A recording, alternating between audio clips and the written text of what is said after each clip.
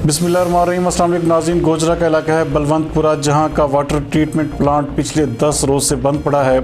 इलाका मकीन पानी की बूंद बूंद को तरस रहे हैं। हमारे ब्यूरो चीफ जुल्फ़कार भट्टी के मुताबिक बलवंतपुरा 298 रोड पर वाक़ ये वाटर ट्रीटमेंट प्लांट, जो कि तकरीबन 10 दिन से बंद पड़ा हुआ है। इलाका मकीनों का कहना है कि महल्ले में लगा प्लांट बंद होने की वजह से उनको दूर दराज के इलाकों से पानी लाना पड़ता है, जो कि उनके लिए तकलीफ का बायस बनता जा रहा है। इलाका मकीनों ने assistant commissioner Gojra Sundas हारस, CEO municipal committee Zahid Farid Tarar और हुकाम बाला से अपील की है कि हमारे लिए फौरी पानी का बंदोबस्त किया जाए ताकि हमें इस मुश्किल से निजात मिल सके। जी भाई, कितने दिनों से पानी नहीं आ रहा?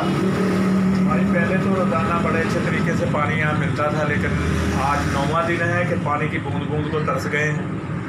छोटे बच्चे हैं, मौसम की तब्दीली है जिसकी वजह से पानी दूर से लाना पड़ता है। शहर के वस्त में ये है, आधा गोजरा इस फिल्टर प्लांट से शराब होता है और हम पानी लेने आते हैं, अपने काम पे जाने के लिए आते हैं, घंटा घंटा यहाँ खड़े रहते हैं कि पानी। जब वो चौकीदार को पूछते हैं, वो कहता है पीछे से पानी नहीं आ रहा, तो मैं यहाँ से आपको पानी कैसे दे सकता हूँ? फिल्टर प्लांट में नहीं चलता। यहाँ की लाइट है, जिधर से पानी आना है वहाँ का ट्रांसफार्मर पिछले 9 दिन से जला हुआ है।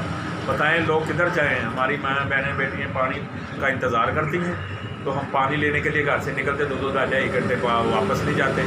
वहाँ नहर पे जाना पड़ता है पानी के लिए, वहाँ लंबी लंबी कतारें होती हैं पानी के लिए।